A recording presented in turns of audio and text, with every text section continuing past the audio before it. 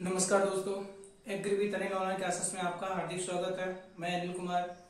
जैसा कि आज हमको हाइगेंस के द्वितीयक तरंगिकाओं के सिद्धांत द्वारा अपवर्तन की व्याख्या करना 5 मार्क्स का क्वेश्चन आता है। इसके द्वितीयक तरंगिकाओं के सिद्धांत द्वारा हाइगेंस के द्वितीयक तरंगिकाओं के सिद्धांत के द्वारा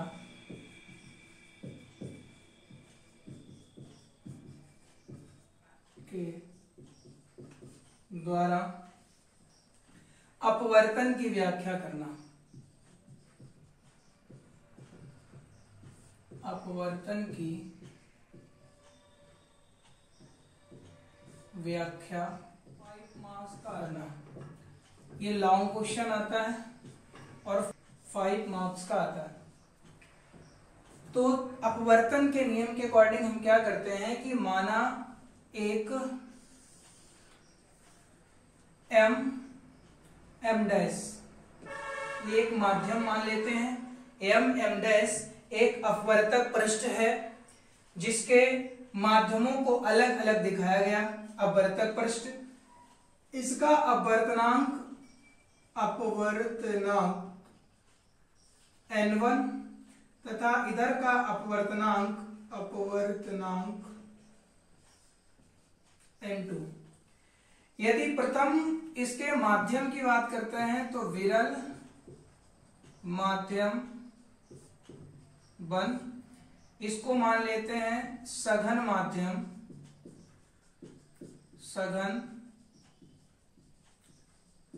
माध्यम 2। इधर से वेग मानते हैं हम, वेग ऊपर वाले पोर्शन का v1 तथा इसका वेग v2। m डैश एक प्रकार का माध्यम है जिसमें n1 ऊपर की ओर अपवर्तनांक और n2 हमने नीचे का अपवर्तनांक माना है। इसी प्रकार से माध्यम विरल माध्यम और सघन माध्यम माना गया है। माना माध्यमों के अपवर्तनांक n1 n2 हैं तथा वेग v1 v2 है और माध्यम अपवर्तन का विरल माध्यम 1 और सघन माध्यम 2। इस पर क्या होता है कि माना AB एक समतल तरंगाग्र, इसको इस प्रकार मान लेते हैं AB या PQ, ये तिरछे माध्यम में आते हैं। दो ये तरंगाग्र हैं। अगर इसको हम मान लेते हैं A और इसको मान लेते हैं B, या इसको P और Q मान लेते हैं, P और Q, PQ दो तरंगाग्र हैं। जब ये A बिंदु पर यहां से पड़ेगा तो इसका अविलंब डालते हैं, इसका अविलंब मानते हैं n और इसका n डैश। इसी प्रकार से n और n डैश ये अविलंब होते हैं। अब प्रकाश किरण एक माध्यम से या सघन माध्यम से विरल माध्यम में जाती है, एक पारदर्शी माध्यम से दूसरे पारदर्शी माध्यम में जाती है, तो वो अपने मार्ग से विचलित हो जाती है। ये इस प्रकार से ऐसे निकलती है। इसी प्रकार ये इस प्रकार निकलती है। ये बिंदु जो है यहां पर हम मान लेते हैं कि A बिंदु और ये बिंदु मान लेते हैं C बिंदु। अब इसमें कंडीशन ये है कि जितनी समय में एक प्रकाश किरण ये A बिंदु से B बिंदु पर पहुंच जाती है, जितनी समय में A बिंदु से B, ये B बिंदु मान लेते हैं, B बिंदु तक जाने में समय लगता है, उतनी देर में ये जो Q किरण है वो C से यहां पर एक मान लेते हैं D तक आने में समय लगाती है। जितनी समय में A बिंदु से B बिंदु तक प्रकाश किरण यहां से पथ तय करता रास्ता, उतनी समय में ये Q से निकली हुई किरण C ये यहां से C से D तक रास्ता तय करती है, C से D तक रास्ता तय करती है। इस प्रकार अगर यहां इसको देखेंगे, ये आपतित किरण है तो यहां पर आपतन कोण आई, इस कोण का मान 90 है और ये वाला कोण भी इसके साथ 90 का एंगल बनाता है। अगर ये आई है तो ये अपवर्तित है तो इसके साथ में बन जाएगा आर, अर्थात ये वाला कोण क्या हो जाएगा आर, और इधर वाला ये वाला कोण जब यहां से निकालेंगे तो यहां हो जाएगा ये आई, अगर ये है तो ये पूरा हो जाएगा आई कोण हो जाएगा। इसी प्रकार ये अविलंब और इसके मध्य में जो ये कोण बनेगा ये बनेगा 90 माइनस का आई। तो इसी प्रकार अगर ये 90 है और ये आर है, टोटल यहां से ये 90 का कोण बन रहा है तो ये हो जाएगा 90 माइनस का आर और आर। अब देखते हैं, इस किरण को नाम दे देते हैं P और इसको मान लेते हैं R, और इसको Q और इसको मान लेते हैं S। इस प्रकार से अब थोड़ी भाषा लिखते हैं इसमें रचना करने के लिए। लिखते हैं माना m और m डैश, माना m डैश एक अपवर्तक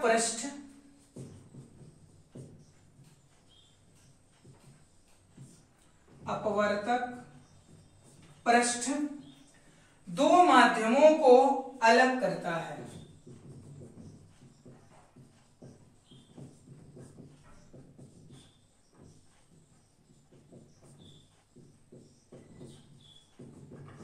माना m डैश, ये m और m डैश क्या करता है, दो अपवर्तक करता है।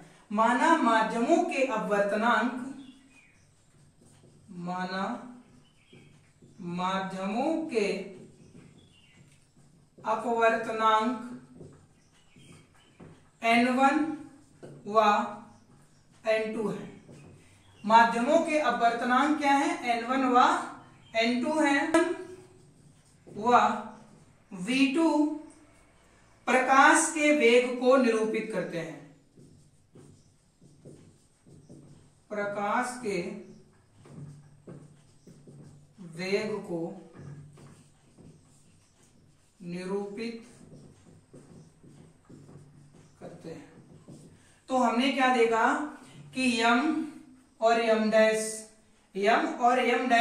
एक अपवर्तक पृष्ठ दो माध्यमों को अलग अलग करता है, जिसमें अपवर्तनांक माना पहला अपवर्तनांक n1 तथा दूसरा अपवर्तनांक n2 है, और इसके जो प्रकाश के वेग हैं वो v1 और v2 है, v1 और v2 है।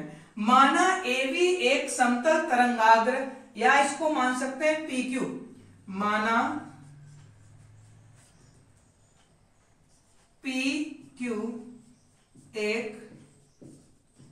समतल तरंगाग्र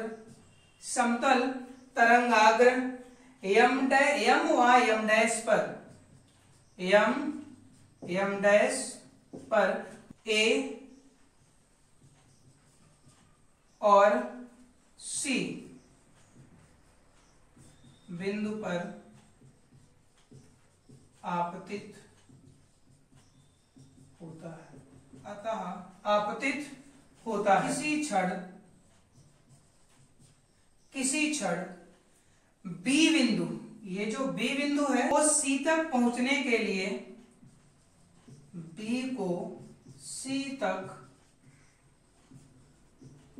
पहुंचने के लिए पहली दूरी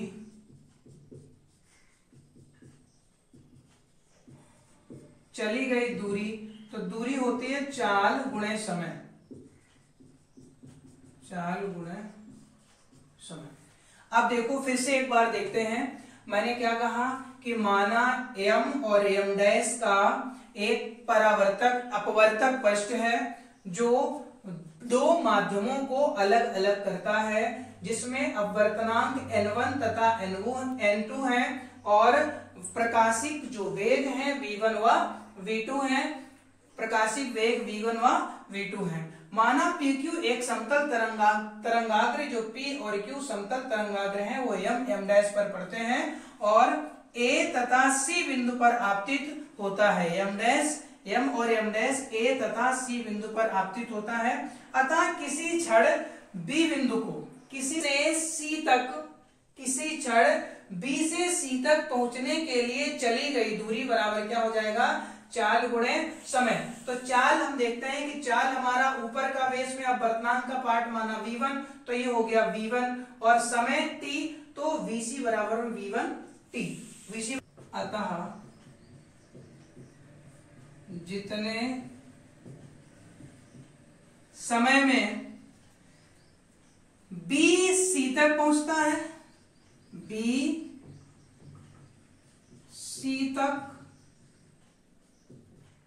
पहुंचता है, जितने समय में b c तक पहुंचता है उतने ही समय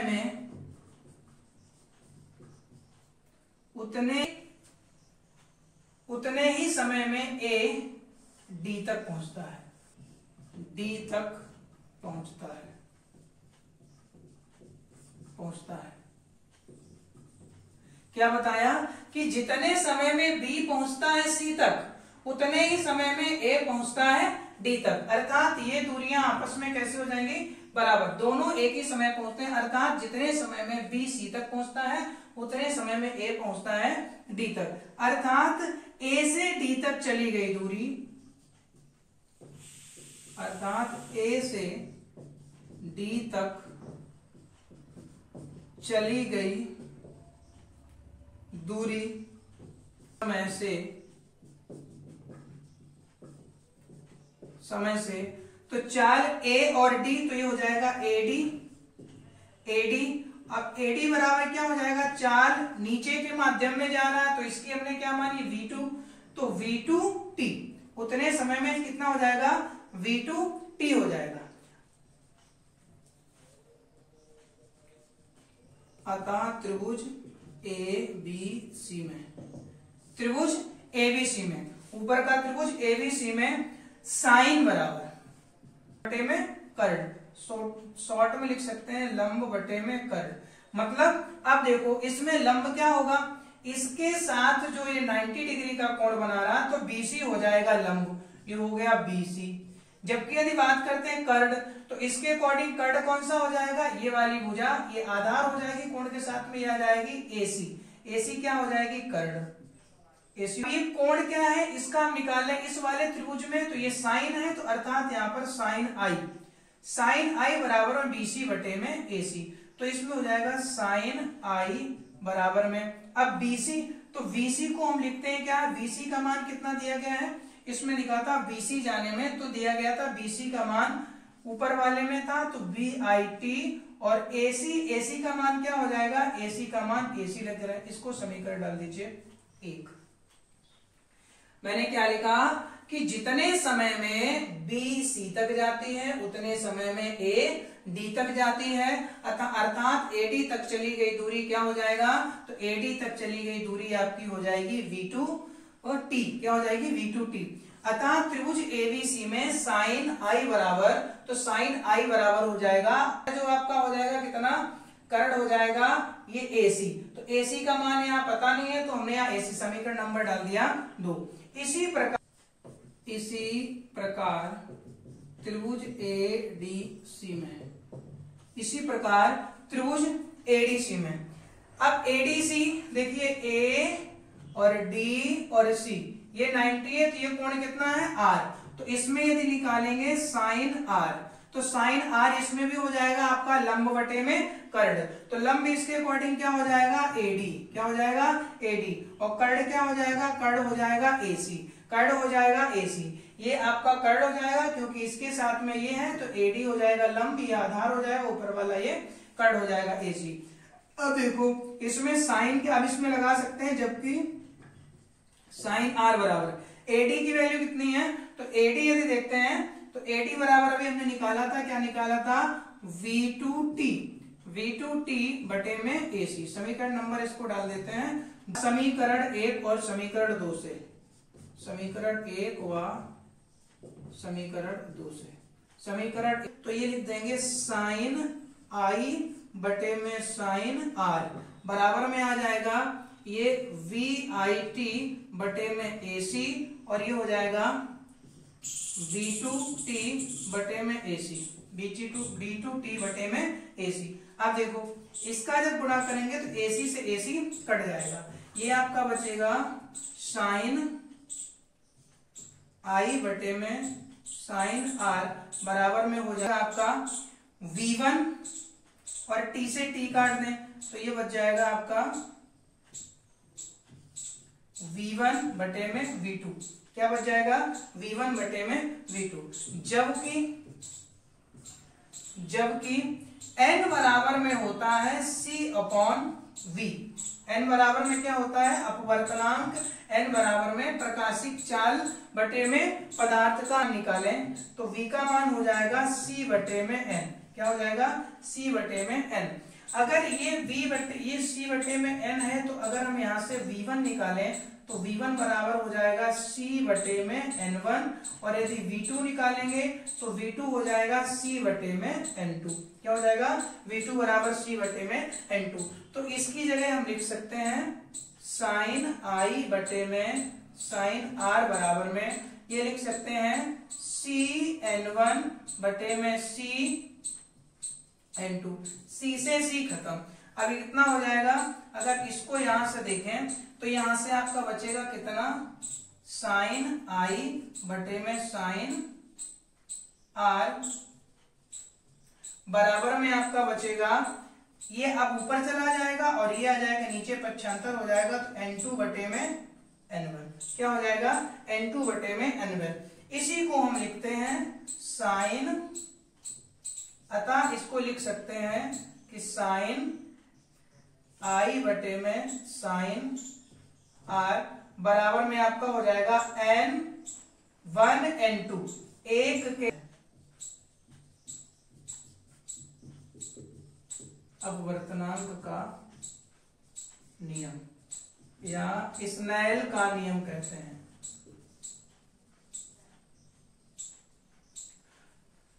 तो दोस्तों इसको आप 2-3 बार आप देखेंगे, सही से प्रैक्टिस करेंगे, वीडियो को पॉज करके 2-3 बार देखिए और ये आपको अच्छे से आ जाएगा। ये न्यूमेरिकल जब भी आता है 5 मार्क्स का आता है और ये इंपॉर्टेंट न्यूमेरिकल है। दोस्तों इसी प्रकार के वीडियो के लिए आप हमारे चैनल को सब्सक्राइब कर लीजिए और बेल आइकन को